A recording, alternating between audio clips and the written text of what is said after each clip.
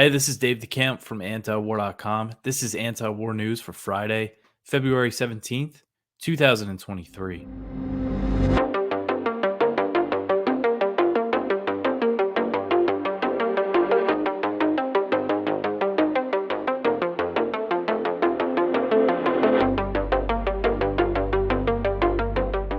All right, the first story at the top of antiwar.com today. A U.S. missile may have downed a small hobby balloon. So, President Biden on Thursday acknowledged that the three unidentified objects he ordered the U.S. military to shoot down were likely harmless weather balloons. So these are the three unidentified objects that they shot down after the Chinese balloon. Uh, Biden came out and gave a little address on this situation on Thursday. And he said, quote, the intelligence community's current assessment is that these three objects were most likely balloons tied to private companies, recreation, or research institutions studying weather or conducting other scientific research, end quote. So, following the panic caused by the Chinese balloon that floated over the United States, U.S. fighter jets shot down unidentified objects on February 10th, 11th, and 12th. Each day they shot one thing down. And they used heat seeking Sidewinder missiles to shoot these things down. And they're worth over $400,000 a piece. That's also what they used to shoot down the Chinese balloon. And in one incident, the thing that they shot down over Lake Huron, Michigan, which was the last thing that was shot down on February 12th, one of the missiles missed. So, I mean, it just shows how dangerous this whole thing is. Now, Biden said that the military was still working to collect the debris. So they're not saying they know what it is. They're just saying it was likely some sort of harmless balloon. Now, there is a report from Aviation Week which said at least one of the objects may have been a hobby balloon reported missing by a club in Illinois that launches small balloons with tracking devices that are capable of traveling the globe at high altitudes.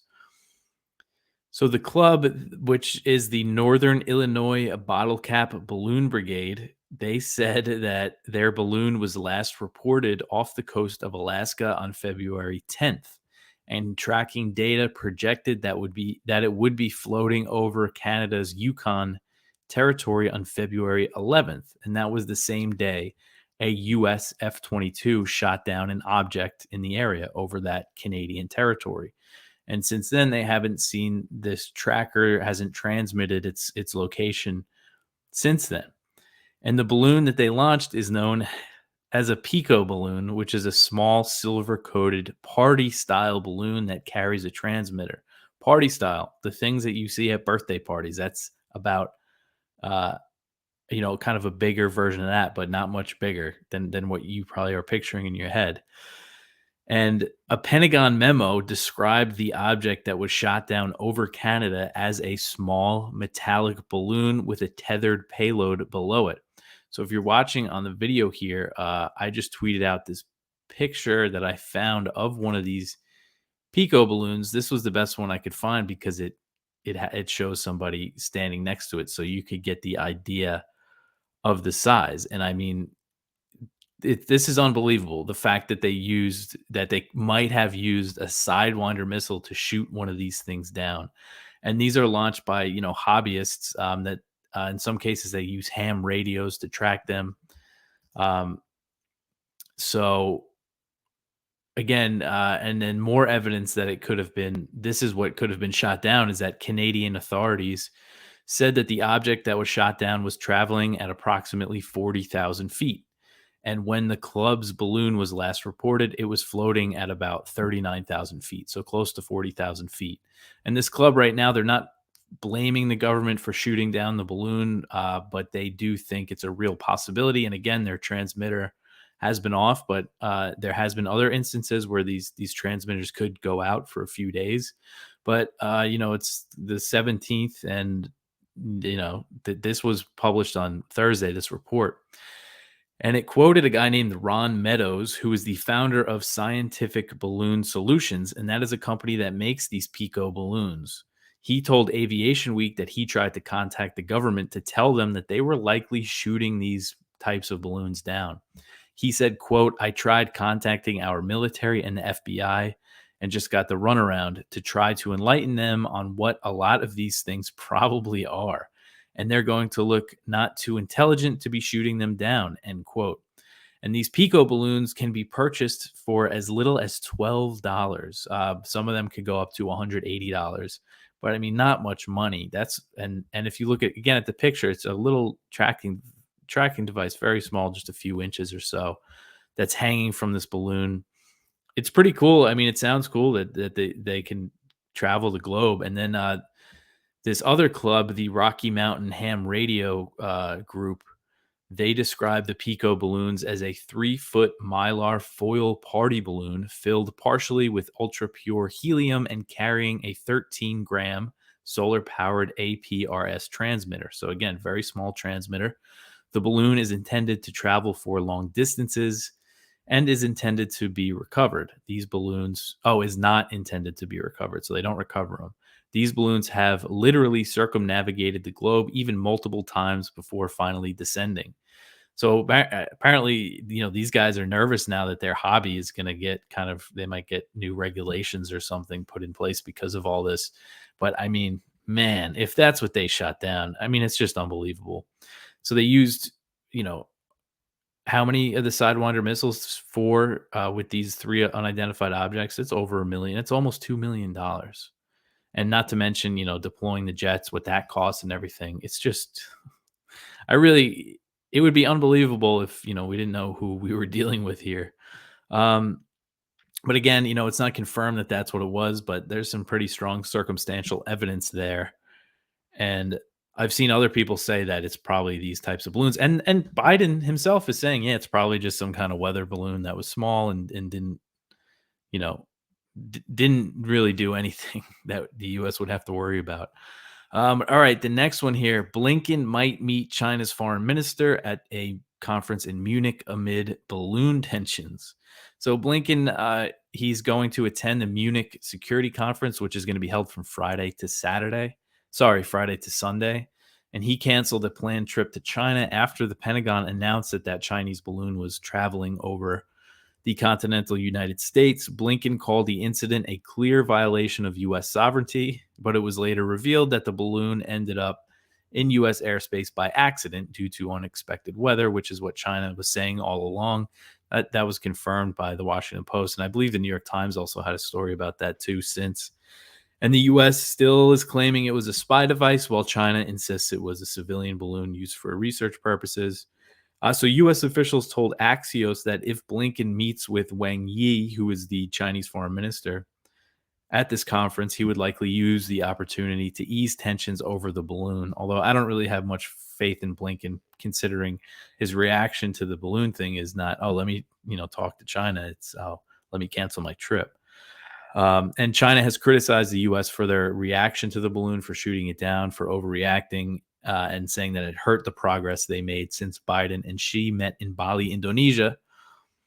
But after Blinken canceled his trip to China, U.S. officials, they're insisting that they still want to maintain communications with Beijing, but they frame the dialogue as a way to manage competition rather than to really resolve issues. So that's how they view the relationship with China, as Biden made clear during his State of the Union address. That was when he was talking about China, it was all about this competition. Okay, so the next one here is interesting. Blinken says that Ukraine trying to take Crimea is a red line for Putin. So Secretary of State Antony Blinken said on Wednesday that a Ukrainian attempt at retaking Crimea would be a red line for Putin and would risk a major Russian response. Politico reported that Blinken made the comments during a Zoom call on Wednesday with a group of experts in a discussion about the war. And this Politico report cited 4 unnamed people familiar with the call.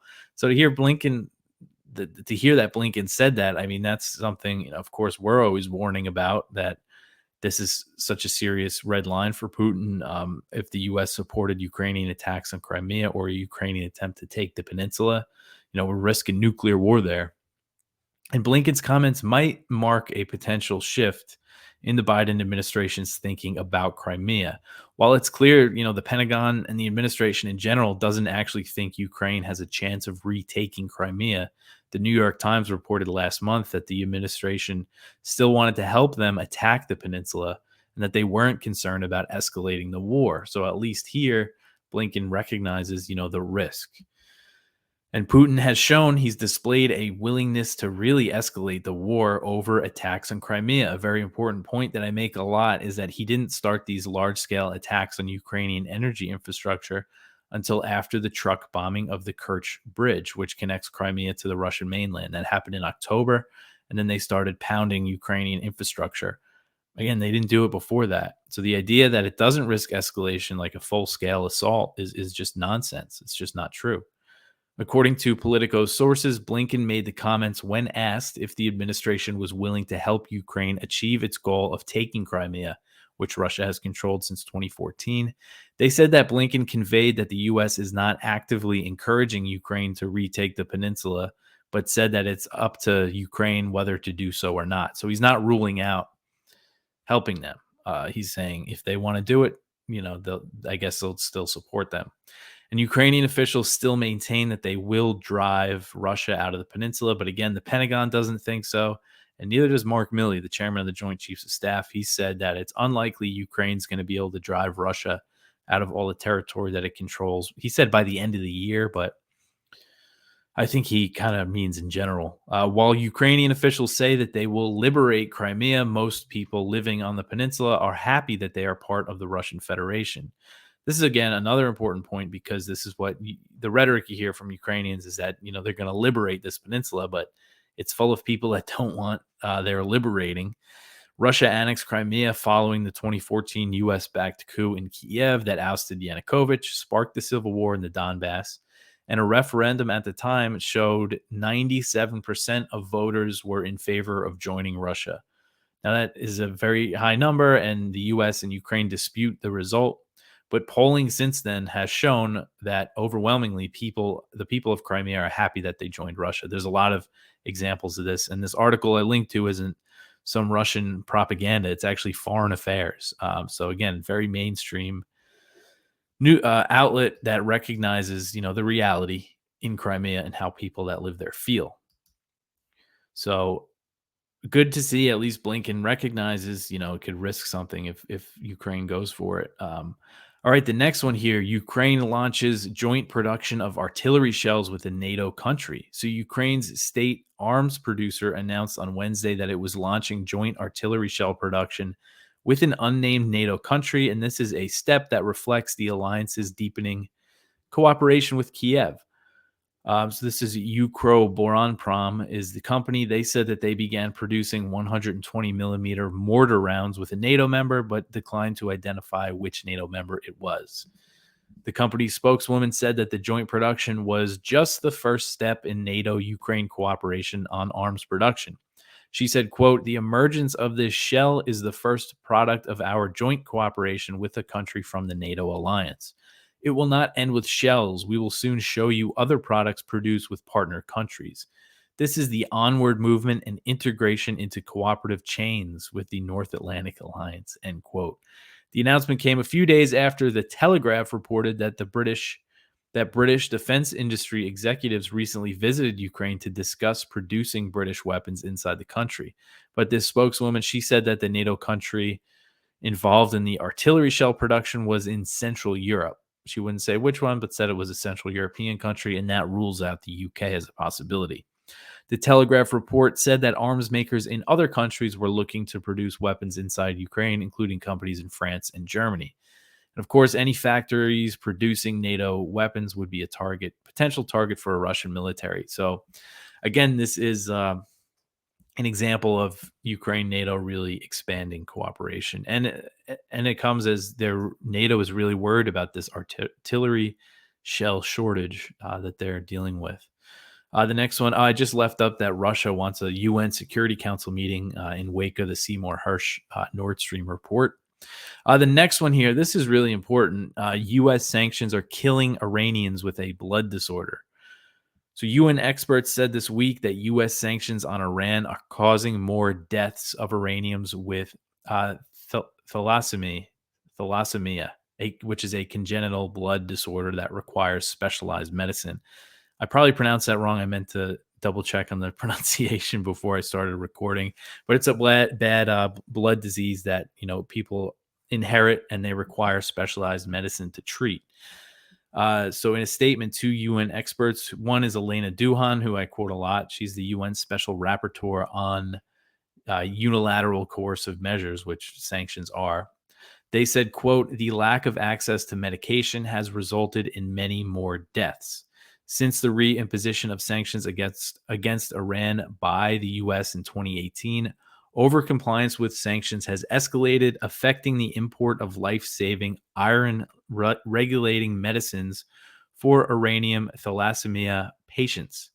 This not only violates their right to health, but also results in increased complications and mortality rates, end quote. So they're saying more Iranians with this disease are dying because of U.S. sanctions. And this, I actually got this from The Cradle, which is a pretty good site on areas in this region. But besides that, I didn't see it reported anywhere else. And I put in the statement that was put out by the UN on Tuesday saying U.S. sanctions are killing people in Iran, and it didn't really get picked up by any Western media outlets that I saw. The U.S. insists that sanctions on Iran technically have exemptions for humanitarian goods, but history shows international banks and companies generally avoid doing business with heavily sanctioned nations altogether due to fears of running afoul of the restrictions. So they said, quote, the humanitarian exemptions for medical goods in U.S. sanctions regulations are complex and unclear. In addition, recent U.S. practices impose high fines on pharmaceutical companies selling medicine to Iran, triggering fear in medical, delivery, and insurance business sectors, end quote. So this says that the sanctions have because of the sanctions, Iran have not been able to get a specific medicine made by a Swiss company for this blood disorder. And they also couldn't get the ingredients to make medicines for this blood disorder that are made in France. And there's other examples of this. I know there's some other disease that people need specialized bandages for, where they get cuts really easily, or sores, and they can't get them. And more people are dying because of that. And, this is just another example in a long list of how U.S. sanctions hurt ordinary people, hurt ordinary civilians, and in many cases, kill people. And this is an example of it. And again, just gets ignored by the media. All right. So the next one here, this is from Jason Ditz, and this is about that Iraq currency exchange, how the Federal Reserve controls, Iraqi access to dollars. So the U.S. endorsement fails to help Iraqi currency exchange rate. So dragged down by a crumbling currency, Iraqi officials had high hopes. The bottom was reached this month, with the U.S. endorsing a series of reforms meant to scale back limitations on use of the country's dollar reserves. Friday the 3rd saw the dinar bounce off of record lows. It's the Iraqi currency, but predicted recoveries never materialized, and the currency is showing no signs of stabilizing. The exchange rate is settling back down to those recent lows. The unstable dinar's problems have ground Iraq's economy to a halt, with the U.S. Federal Reserve controlling Iraq's dollar reserves, even though Iraq has exported a lot of oil in trade for petrodollars. They've been unable to take advantage of those profitable exchanges with their own currency. The U.S. fears more dollar availability will facilitate smuggling in Iran and Syria, and has subsequently scaled back the access that propped up the dinar. This has prevented Iraq from rebuilding from the ISIS war and planning for future growth. The level of control is exactly why, during the invasion and occupation, the U.S. increased its grips on Iraq's bank. They're still struggling to find a balance, and it's clear the market's faith in U.S. endorsements is less prevalent than its pessimism over the Fed making things worse. Again, since the invasion, they've controlled Iraq's bank, and that's how they can still control the country and have influence, even though so many people want the U.S. to leave. All right, the next one here. The U.S. launches another airstrike in Somalia. U.S. Africa Command announced that it launched an airstrike in Somalia against al-Shabaab on Wednesday, the second known U.S. airstrike in the country this month. So in a press release, AFRICOM said their typical thing. They claimed that it killed 5 al-Shabaab fighters and that no civilians were harmed because it was done in a remote location, like people don't live, in remote areas or anything. And of course, I always have to just say the Pentagon is notorious for lying and undercounting civilian casualties, so we can't take their word. And there's never any confirmation of their claims. It's never like, because they say this is their initial assessment, and there's never follow-up reports. Very rarely. Sometimes people get there on the ground and they usually find a much different story, that civilians were killed. We're just not seeing their account confirmed, so there's no reason really to believe them. And the strike was carried out northwest of Mogadishu, 285 miles northeast of the capital, Mogadishu. So again, puts it in kind of southern central Somalia, where a lot of this fighting has been going on between the U.S.-backed government and al-Shabaab. U.S. airstrikes continue to increase. Again, this is the second in February. There was 3 in January. In 2021, there was 15 claimed by AFRICOM. And it's another thing to point out is that the CIA, I believe, also launches drone strikes in Somalia, and they don't have to make them public. So it could be more airstrikes than we know of. This is just what they're announcing. And the airstrikes, so they went up since Biden deployed troops to Somalia last May. The airstrikes initially dropped when President Biden first came into office, as the Trump administration launched a record number of bombings in the country. So there was 15 airstrikes in Somalia in 2022, 11 in 2021. But you go back to the Trump administration, there was 45 in 2020, and there was 59 in 2019. Which was a record high. Trump bombed Somalia more than Bush and Obama combined. Now, Trump did order the withdrawal of most of the troops that were in Somalia. At the time, it was 750. This was during the final months of his administration. But those troops were mostly redeployed elsewhere in East Africa, I believe mostly in Djibouti and Kenya. And that made it easy for Biden to, send them back in. And they were still launching airstrikes, the Trump administration, even after the withdrawal was complete. And Task and Purpose actually reported on this airstrike. Again, usually there's very little media coverage. And they talked to Christopher Miller, who served as the acting defense secretary in the final days of the Trump administration. And Miller said that he believes the Biden administration's decision to redeploy troops to the country was related to the Afghanistan withdrawal. He said, quote, "After its debacle in Afghanistan, I would strongly suspect the Biden administration decided that they needed to show strength regarding counterterrorism someplace else," end quote. So, who knows really if that's the case. I think they did begin launching airstrikes again in Somalia before the Afghanistan withdrawal was completed. But this really is, when you talk about the terror war, actually they have been stepping up operations against ISIS in Syria and Iraq. But when it comes to airstrikes, it seems like Somalia is where they're launching the most right now. And it's just something that, nobody is aware of. All right. So the last article here is from Kyle Anzalone over at the Libertarian Institute. Bipartisan lawmakers seek to stop a $1 billion arms sale to Nigeria. So 2 representatives are demanding that White House rescind a $1 billion arms sale to Nigeria. And this demand was issued after reports of abuses by the Nigerian military. So in April, the Joe Biden administration approved the sale of attack helicopters to Nigeria for $997 million, so almost $1 billion. And then near the end of 2022, Reuters released an investigation that revealed the country's military had performed 10,000 forced abortions. So that's why this is Representative Sarah Jacobs from California. She's a Democrat, and Chris Smith, he's a Republican from New Jersey. So that's part of the reason why they want the U.S., they're calling on the White House to reassess its military relationship with Nigeria. And Nigeria also is known for killing civilians in airstrikes, including in airstrikes that the U.S. supports in some way. There's been some major civilian casualties in their airstrikes against, supposed to be targeting these jihadists, or they end up killing a bunch of civilians. So it's good to see, somebody in Congress trying to stop it. I don't know how far they're going to go if it's just 2 of them right now, but it's, bipartisan. So maybe they'll get some more support on this. And they said this in a letter to the Biden administration. But that is it for the news. Go check out our viewpoints. We have one from Doug Bandow. Congress has the chance to end endless war. That's over at the American Conservative. One from William J. Astore. Enough is enough. My speech for the Rage Against the War Machine rally. So he's going to be speaking there, which is awesome. Wait, is he? Oh, he's not going to be at the stage. It was his dad's birthday, he said, but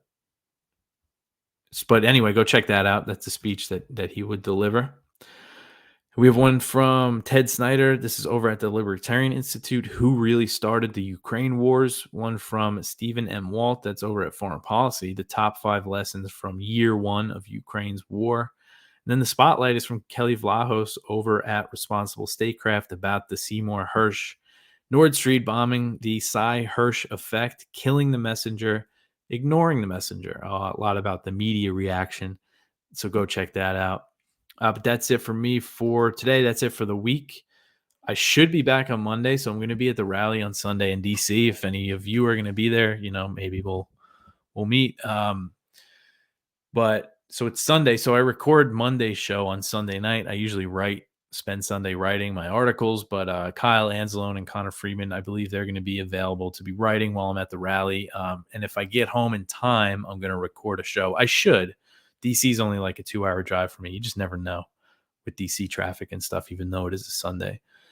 So there should be a show Monday. It might be a little short, but I could give you a little recap of the rally. Hopefully I can attend the whole thing. I'll be there with my kid. He's only 15 months. So if he gets cranky, I might have to get out of there. But yeah, I'm excited. I mean, hopefully it's going to be a big turnout. There's a lot of big names. And I mean, there's 4 former members of Congress, Dennis Kucinich, Ron Paul, Tulsi Gabbard, and Cynthia McKinney. And so that should draw a big crowd, I think. And there's also a ton of other great speakers, and we're going to be represented by Scott Horton. But yeah, I'm really excited. Going to meet some people that, I've talked to for so long online and never actually met in person. That's going to be exciting. But yeah, hopefully, I'll meet some people there that listen to this and read antiwar.com, and it'll be give me a little extra motivation. That's what's always good about going to events like that, where other people actually care, because you can get a little cynical writing about all this horrible stuff all the time. But that's it for me for the week. Again, I'll talk to you after the weekend. Thanks for listening.